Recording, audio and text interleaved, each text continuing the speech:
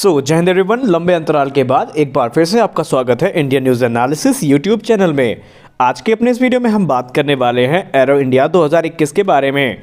एक ऐसा विषय जो अभी तक इग्नोर किया जा रहा है और ये काफ़ी महत्वपूर्ण है। महत्वपूर्ण इसलिए है क्योंकि कुछ ऐसी अपडेट्स निकल के आई हैं एरो इंडिया को लेकर के जो आपको एक्साइट कर सकती हैं। दरअसल यहाँ पर एक बड़ी अपडेट अभी हाल ही में ये आई एरो इंडिया 2021 को लेकर के कि इस साल का एरो इंडिया एक भारतीय वायुसेना की दिशा को निर्धारित करने वाला साबित हो सकता है। और आज हम कई अलग अलग डिफेंस एनालिस्ट के जो बयान हैं उनका एक सार निकालेंगे, जहां पर हम ये जानने की कोशिश करेंगे कि क्या क्या हो सकता है और भारत इस समय जिन अपने 114 फाइटर जेट की तलाश में है, क्या एरो इंडिया 2021 उसके लिए एक बढ़िया उपलब्धि बन के आएगा या हमें एक लंबे अंतराल के लिए फिर से इंतज़ार करना पड़ेगा। तो आइए जान लेते हैं। दरअसल एरो इंडिया 2021 को लेकर के जो न्यूज़ है वो इस साल के बीच यानी मध्य से ही शुरू हो गई थी।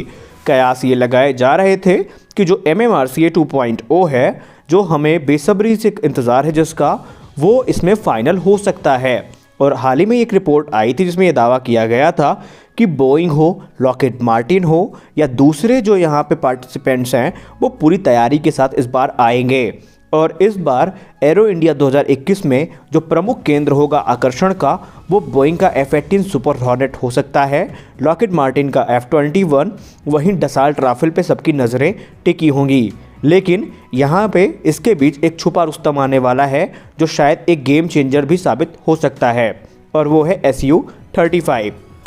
अब जैसा कि आपको पता है कि भारतीय वायुसेना को इस समय 114 फाइटर जेट्स की ज़रूरत है, जिससे कि वो अपनी घटती स्क्वाड्रन को मेंटेन रख सकें। और इसीलिए यहाँ पे जो डिफेंस एनालिस्ट हैं उनका ये मानना है कि बहुत मुमकिन है कि एडिशनल राफेल जेट भारत ले सकता है। लेकिन कुछ का ये मानना है कि Su-35 बुरा नहीं है। लेकिन अगर हम अभी बात करें ज़रूरत के हिसाब से, तो वायुसेना की ज़रूरत इस समय एक मीडियम कॉम्बैट एयरक्राफ्ट की है। और जहां तक बात रही Su-35 की, तो वो एक हैवी वेट कैटेगरी में आता है। इसलिए एक अच्छा एयरक्राफ्ट होने के बावजूद भी इसको जीतना थोड़ा मुश्किल है। और अगर दूसरी बात भी हम कर लेते हैं तो Su-35 एक एयर सुपीरियरिटी फाइटर है और हमें जो ज़रूरत है वो एक मल्टी रोल फाइटर एयरक्राफ्ट की है। अब क्योंकि Su-35 को भी मल्टी रोल कैपेबल बनाया जा सकता है, लेकिन फिर भी इस समय भारत एक dedicated multi role fighter aircraft चाहता है। और डिफेंस एनालिस्ट ये मानते हैं कि इस समय तत्काल तौर पर ये ज़रूरत राफेल के अतिरिक्त कोई पूरा नहीं कर सकता।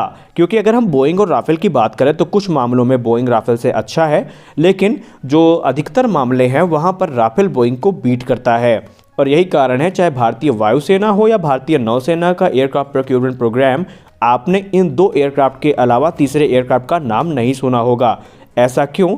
ऐसा इसलिए क्योंकि एक तरफ जहां राफेल के पास भयंकर स्ट्राइक पैकेज है, वहीं बोइंग के पास अच्छे और एडवांस सेंसर और रेडार्स मौजूद हैं। हालांकि राफेल में भी काफ़ी नेक्स्ट जनरेशन के जो सेंसर और रेडार यूज़ किए गए हैं, लेकिन अभी हालिया अपग्रेड जो बोइंग को मिला है जिसमें नया स्नाइपर पॉड उसको दिया गया है, उस पर दावा ये किया जाता है कि वो बुरे से बुरे मौसम में टारगेट को काफ़ी अच्छी सटीकता के साथ ध्वस्त कर सकता है। वहीं अभी हाल ही में ये रिपोर्ट भी आई थी कि बहुत जल्दी F-18 सुपर हॉर्नेट में लेज़र वेपन्स का भी इस्तेमाल किया जा सकता है।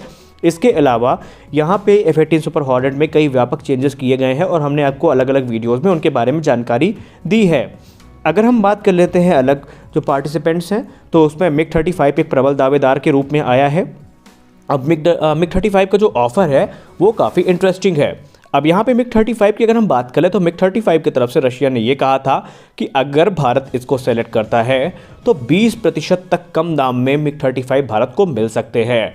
दावा यह किया जाता है कि MiG-35 में जो रेडार और सेंसर्स यूज़ किए गए हैं वो काफ़ी ज़्यादा आधुनिक हैं और इसमें एक नए एसा रेडार का इस्तेमाल किया गया है जो इसके समकक्ष जितने भी फाइटर जेट हैं उनसे ज़्यादा आधुनिक माना गया है। वही नहीं, यहाँ पे जो इसका फ्यूजलाज है, इसके जो हार्ड पॉइंट्स हैं उनको भी थोड़ा थोड़ा बढ़ाया गया है, जिससे कि इसकी जो लिथैलिटी है वो काफ़ी ज़्यादा बढ़ जाती है। रशिया का दावा है कि ये एक सुपर मनूवरेबल एयरक्राफ्ट है और इसमें 3D थ्रस्ट वेक्टरिंग इंजन्स का इस्तेमाल किया गया है, जो कि इसकी मनूवरेबिलिटी को बहुत ज़्यादा इन्हेंस करेंगे दूसरे फाइटर जेट की तुलना में। रही बात ग्रिपेन और F-21 की, तो सिंगल इंजन होने के कारण इनको शायद उतना तवज्जो ना दिया जाए। अब अगर हम इंडिजिनस प्रोडक्ट की बात करें एरो इंडिया 2021 में, तो हमें शायद AMCA का फाइनल मॉडल दिखने को यहाँ दिखाई देने को मिल सकता है। तेजस MK2 की जो फाइनल डिज़ाइन है वो आपको देखने को मिल सकती है। तेजस में नया जो हमारा एसा रेडार है उत्तम, उसका इंटीग्रेशन का एक पूरा डेमो मॉडल आपको दिखाया जा सकता है। अस्त्र MK2 आपको देखने को मिल सकती है जो कि हमारे सुखोई 30 MKI और दूसरे फाइटर जेट में लगी मिलेगी। हालांकि सिर्फ एक मॉडल मात्र होगा, लेकिन आपको कई व्यापक जानकारियां डिफेंस सेक्टर की इस बार मिलने वाली हैं। इसलिए अगर आप जाना चाहते हैं या अगर आपका कोई सोर्स है वहां जाने का तो ज़रूर जाइए, क्योंकि इस बार का एरो इंडिया 2021 काफ़ी ज़्यादा महत्वपूर्ण है और इसका इंतज़ार भारत के जितने भी डिफेंस एक्सपर्ट्स हैं वो काफ़ी लंबे समय से कर रहे हैं।